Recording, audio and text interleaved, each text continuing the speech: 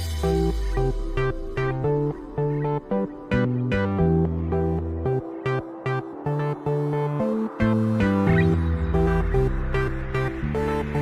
Friends, સ્વાગત છે તમારું મારી ચેનલ આ પિન્ટુ કિચન રેસીપીમાં।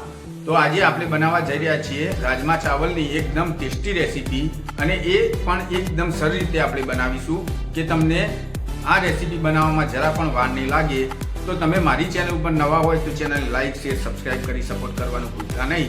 તો ટાઈમ ના બગાડતા સ્ટાર્ટ કરીએ આપણી રાજમા ચાવલની રેસીપી।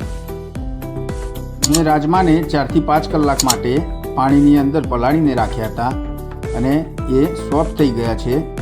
તો હવે આપણે આને બાફી લઈશું। તો બાફવા માટે આપણે પહેલાં તો આ પાણી નીકાળીશું અને પછી બીજું પાણી એડ કરીશું। આપણા રાજમા જે છે એ પાણીની અંદર ડૂબે તેટલું પાણી આપણે એડ કરી લઈએ। તો અહીંયા મેં 1 ગ્લાસ જેટલું પાણી એડ કર્યું। હવે તેમાં આપણે થોડું સ્વાદ અનુસાર મીઠું એડ કરીએ। આપણે રાજમાના ભાગનું જ મીઠું એડ કરવાનું અને પ્રેશર કુકર ઢાંકીને આપણે તેની 4 થી 5 સીટી વગાડી લઈએ। જ્યાં સુધી આપણા રાજમા બફાય ત્યાં સુધી આપણે ગ્રેવી બનાવી લઈએ। તો તેના માટે મેં અહીંયા 2 થી 3 ચમચી જેટલું એક બાઉલની અંદર તેલ લઈ લીધું। હવે તેલ ગરમ થાય એટલે આપણે આગળની પ્રોસેસ હાથ ધરીએ। તો તેલ ગરમ થઈ ગયું છે તો પહેલાં આપણે એમાં જીરું એડ કરી લઈએ। પછી તેમાં 2 લાલ મરચાં, તમાલપત્ર, એક તજનો ટુકડો અને મોટી ઇલાયચી એડ કરી અને સારી રીતે તેને તેલમાં આપણે સાંતળી લઈએ। ત્યારબાદ તેમાં આપણે 2 નાની કટિંગ કરેલી ડુંગળી એડ કરી લઈશું। આપણે ડુંગળીને અહીંયા ઝીણી કટિંગ કરવાની છે, તેની ગ્રેવી કરવાની નથી। ને જ્યાં સુધી બ્રાઉન થાય એટલે કે એકદમ આપણે લાલ દેખાય ત્યાં સુધી આને આપણે તેલની અંદર ચડવી લઈશું। 4 થી 5 મિનિટની અંદર આપણી ડુંગળી જો એકદમ બ્રાઉન થઈ ગઈ છે। તો હવે આપણે એની અંદર આદુ, લસણ અને મરચાંની પેસ્ટ એડ કરી લઈએ। તો મેં આદુ, લસણ, મરચાંની 2 ચમચી પેસ્ટ એડ કરી લીધી છે। તમારે જો રાજમા થોડા તીખા ખાવા હોય તો તમે લીલા મરચાં થોડા વધુ લઈ શકો છો। આને સારી રીતે મિક્સ કરી અને 2 થી 3 મિનિટ આને પણ આપણે ચડવા દઈએ। પછી તેમાં આપણે મસાલા એડ કરી લઈએ। તો અહીંયા મેં હળદર પાવડર, ધાણા જીરું પાવડર અને લાલ મરચું પાવડર એડ કર્યું છે।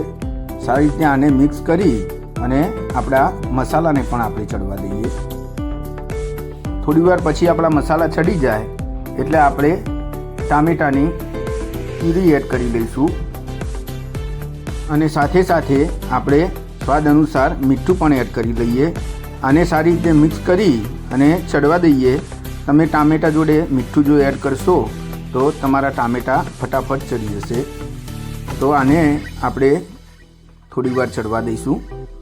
4 થી 5 મિનિટ પછી તેલ છૂટીને એકદમ મસ્ત ઉપર આવી ગયું છે એટલે અહીંયા આપણી ગ્રેવી એકદમ મસ્ત ચડી ગઈ છે। હવે આપણે જોઈએ રાજમા મેં અહીંયા બાફીને તૈયાર કરી દીધા છે। 3 થી 4 સીટીની અંદર આપણા રાજમા એકદમ બફાઈને તૈયાર થઈ જશે અને બહુ મસ્ત ચડી ગયા છે। હું તમને બતાવું, જુઓ એકદમ બહુ જ મસ્ત અને સારી રીતે ચડી ગયા છે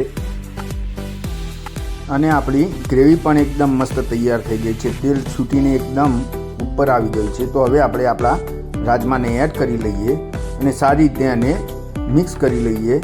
જો પાણી ઓછું હોય તો તમે બીજું પાણી પણ એડ કરી શકો છો, કારણ કે આપણે રાજમાને ચાવલ જોડે ખાવાના છે। તો અહીંયા મેં અડધા ગ્લાસ જેટલું બીજું પાણી એડ કર્યું। સારી રીતે મિક્સ કરી અને આને આપણે ચડવા દઈએ।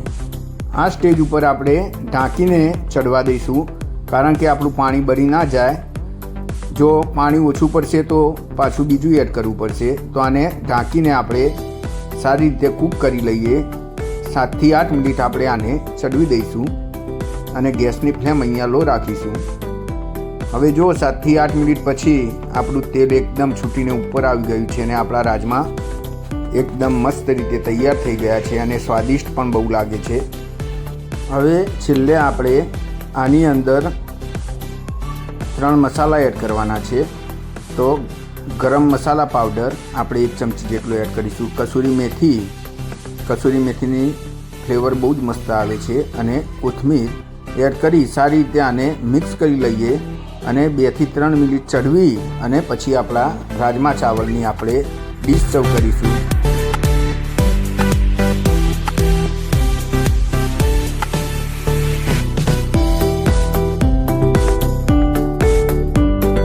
તો હવે મજા માણીશું આપણા એકદમ સ્વાદિષ્ટ રાજમા ચાવલની. ખરેખર બહુ જ મસ્ત ટેસ્ટી બને છે. તમે એકવાર ચોક્કસથી ટ્રાય કરજો અને કમેન્ટ કરીને જરૂરથી કહેજો. તો મળીએ નવા વિડીયોમાં નવી રેસીપી સાથે. ત્યાં સુધી બાય બાય. જય શ્રી કૃષ્ણ.